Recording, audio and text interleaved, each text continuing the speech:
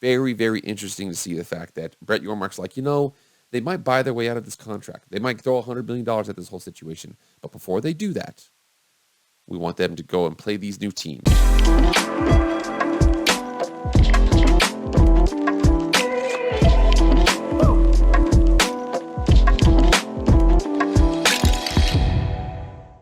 What is up, everybody? It is Jake with Master of Football back at it again. Happy Wednesday. Thank you so much for being here.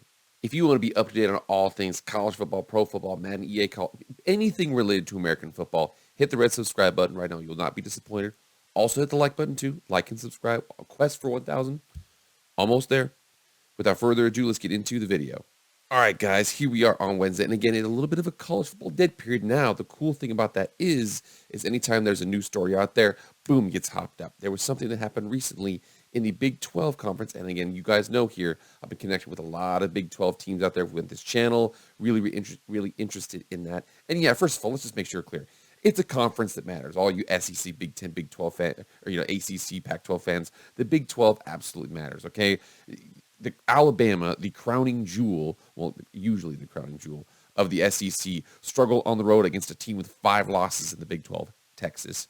And everybody was complaining about TCU being in the national championship, and Michigan was sitting awkwardly in the corner because they lost to TCU the week before. So let's just make sure we're clear. All you Big 12 haters, get out of my comments, okay? Go talk to Big Game Boomer or something like that. I don't really care. Go over there. But I want to get into this because the schedule reveal says a couple of things about the conference that are really interesting. Also includes a couple parting shots.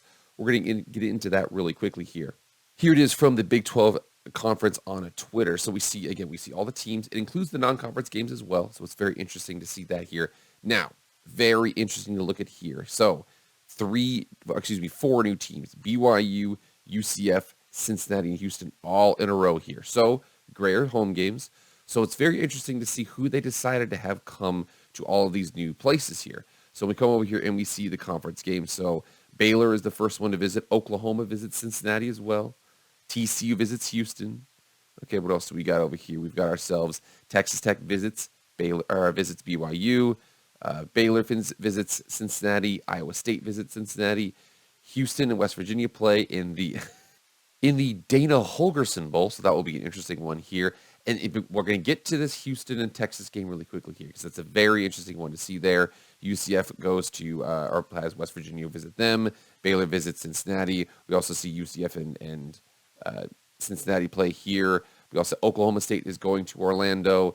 And then we have Iowa State is going to Provo. We also have Oklahoma going to Provo over there. And then UCF has Houston visiting them. Kansas visits Cincinnati. And then we also have Oklahoma State visiting Houston as well. So not too many teams that you would think would have, games where they had to play a lot of those newer members. And again, a big narrative out there was, what are they going to do with Texas and Oklahoma as they head out the door? I think it's a really interesting perspective there because if you look at it, so first of all, Texas and Houston, there's a little bit of a rivalry there. And again, not necessarily on the field, haven't played very much on the field, but off the field, really interesting because many high up members of the Houston community are definitely a little upset at Texas. We come over here to Tillman Fertitta. He is the UT land deal in Houston is arrogance. So we come down here to Tillman Fertitta. He is the CEO of Landry's and University of Houston Board of Regents Chairman. The guy's worth a bazillion, gajillion, fulfillion dollars. Anyways, he says UT's land deal is in Houston was arrogance, trying to broach on their territory, something to that degree. So definitely a little bit of bad blood there. And that's the big reason why I think that the Big 12 commissioner, Brett Yormark, is like, they're on their way out. There's a possibility they might pay their way out and only have to do 1 year with these new teams. Let's have them visit Houston and see how that's going to be. So we have that there where we see all the way over here where they are going to visit Houston. Again, it's white, so Texas has to visit Houston. Very interesting. I'm telling you, that game is going to be absolutely positively, sold out for Houston. Again, it's a stadium with only about 40,000 seats, but it's going to be a big one out there as well. Also, Oklahoma. So Oklahoma and BYU have played before in neutral sites. It's been a thing of the past. However, now we're going to see Oklahoma headed up to BYU, and it's going to be really cool to see out there. 11-18, possibly going to be snowing. Oklahoma has probably dealt with some cold weather, but BYU's up there in the mountains, man. It's going to be a little bit colder than they think it's going to be. So really interesting to see those games there. Also on the Texas docket is this game here against BYU. So remember a couple years ago when Taysom Hill was jumping over players and this and that. Manny Diaz was the defensive coordinator for the University of Texas. He gets fired because they have an absolute terrible game against BYU, get blown out at home, give up a ton of points. Big game there. A rematch of that now here. Again, I'm serious here in this perspective here.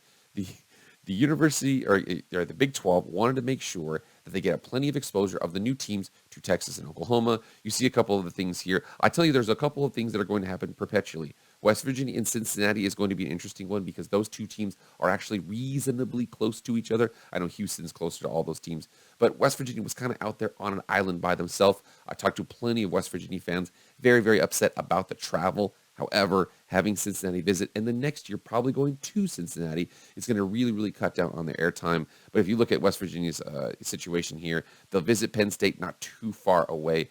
Texas is, they'll have to visit TCU in Dallas. That's a good distance. Visit Houston, visit UCF. UCF's down the pike, okay, straight to down south, so same time zone, things like that, but still pretty far of a flight. BYU goes all the way out over to West Virginia. BYU has played an independent schedule for the last couple of years. They're kind of used to flying all over the place. Oklahoma, they're going to go visit Oklahoma. They're going to have Cincinnati visit them, and then they visit Baylor. So again, Texas is back. Texas is back a couple times, but has Cincinnati, who's going to be a regular thing. I'm telling you right now, West Virginia fans, you're going to see that one. And then BYU, Oklahoma State, and then Texas Tech visiting them. I think it's pretty cool. I mean, I won't say it's cool. That's not the right word I want to say here. I think it's pretty interesting, the fact that, Texas for the longest time, Texas is, and again, I can't really blame Texas because when you've got all the money and the power in the world and all the influence of the University of Texas, you're going to carry yourself with a certain amount of bravado is what we're going to say. But you see the fact that Southwest Conference left that in shambles. Okay, peace, we're going to the Big 8, aka the Big 12 now. Left that in shambles. All those times that the Texas was blocking expansion from the Big 12 or this or that, this team moving here, that team moving there. They forced Nebraska out, Missouri out, Texas A&M out, there's Colorado out. There's lots of change from the Big 12 that a lot of the middle and bottom of the Big 12 had to kind of deal with. And then at the very end, Texas and Oklahoma vote and say no. There's a couple teams, they could have brought in, didn't do it. They leave high and dry. They were, at the one time, they were the irate 8. They're not the irate anymore. The Big 12 is very, very sturdy right now. In fact, it's more sturdy than the Pac-12. That's only because the Big 10 might want Washington and Oregon. But again, that's a whole other conversation for 15 other videos. We're not going to talk about that right now.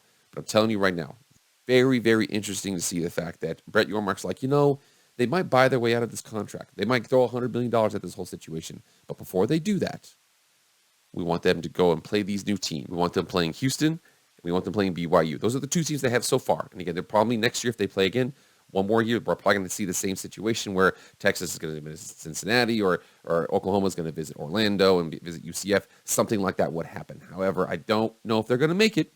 They might buy their way out. But for right now, I'm telling you, that big one right there that caught my eye for the most part was Texas visiting Houston. Going to be huge. Houston, plenty of UT fans there, so it's probably going to be kind of a little bit of an orange out, but really interesting to see them do that there. But you guys, get in the comments right now. What do you guys think of the Big 12 schedule reveal? Get in the comments right now and let me know.